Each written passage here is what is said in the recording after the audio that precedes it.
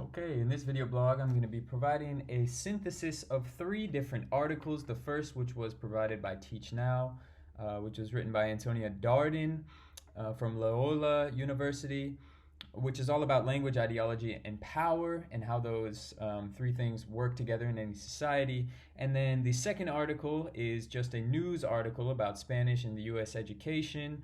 And the last is a peer-reviewed article by Ellen Bielstock about bilingual education in young children or in young education in the US and also in a couple other countries as well. So, beginning, just to kind of offer an intro to this conversation, I like Antonia Darden. She kind of sees the educator's mission, or what they need to do is they need to go from a repressive culture of forgetting towards emancipatory politics of language and education. And I think this is something that is true in the United States, and something that has been happening in the United States over the past 50 or so years. She discusses, for example, a Arizona superintendent of instruction discussing how in Arizona there should be no Spanish, there should be no media in Spanish, and things like that, which I think is very representative of the culture of foreign language in the United States, especially before the 1960s and before the civil rights movement.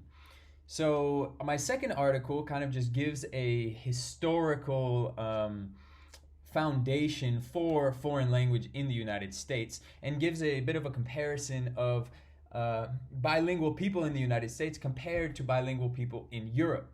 So what it offers is in the 1850s, English, there was a law that said that English is going to be the only language of instruction in all public and most private schools within the United States. And then it was only in the 60s, during the Civil Rights Movement, did foreign language study begin to appear in public instruction.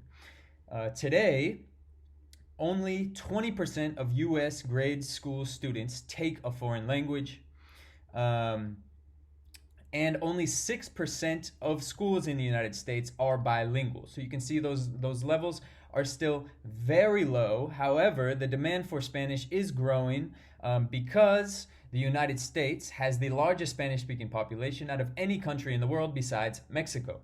Okay, so over 40 million Spanish speakers. So within this article, it was pretty interesting to see the argument, or the question was, why is it that speaking a second or a third language is so much more common in Europe than it is in the United States, and how normally the justification is that, well, in Europe, all of these different nations that are so close together all speak a different language, so it's just more accessible to be able to learn a new language. However, that was kind of debunked in this article, saying in the United States, maybe, if you're living in Wyoming, they speak English, and in Idaho, they also speak English. But the reality is that your physical neighbor, the person who might be living next to you, might speak another language, and that Americans are just a little bit more closed off to the perspective of that language could actually be beneficial for myself or for my children.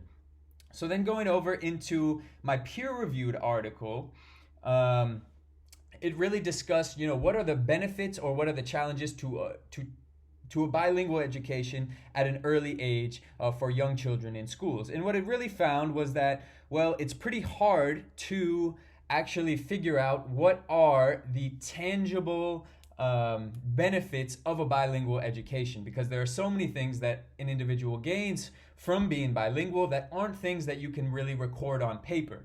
Things like being able to have relationships with your extended family that may be in a different country, your ability to find work after school in a more globalized economy by being able to speak a different language, and those things are difficult to put a score on, especially at a very young age, because those are benefits that you might see over a long period of time.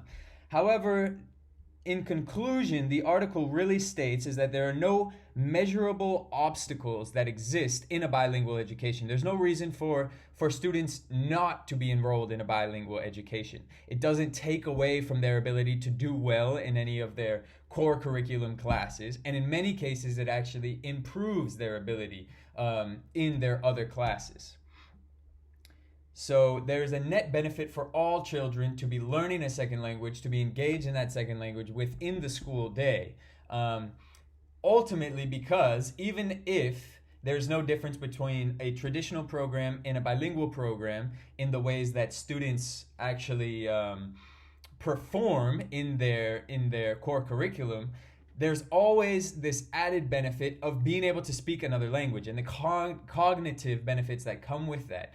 In terms of physical health, it's been proven that being able to speak a second language can also help against the effects of dementia. And then also just the intangible things that I discussed beforehand. Being able to create relationships, being able to open your mind to new perspectives, and really open doors into different places in the world that otherwise wouldn't be accessible.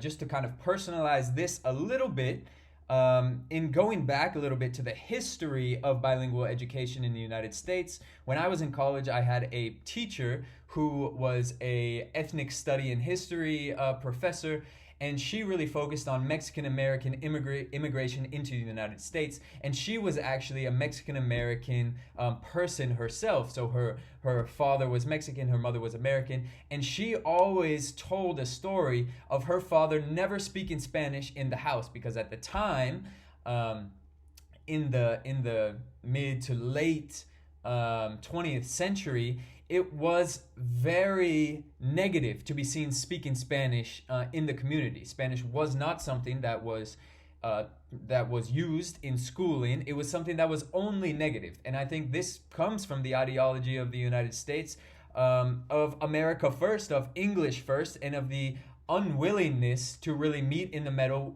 with many different immigrant populations, regardless of the fact that there are over 40 million Spanish speakers today. And I think that has changed quite a bit, but it is a huge regret of hers as a Mexican-American history teacher not being able to speak Spanish.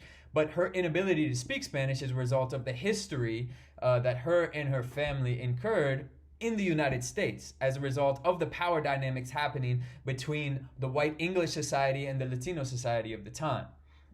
Also, given my perspective as a teacher going into my peer-reviewed article, I think that, just being involved actually in these bilingual classes, it is very difficult to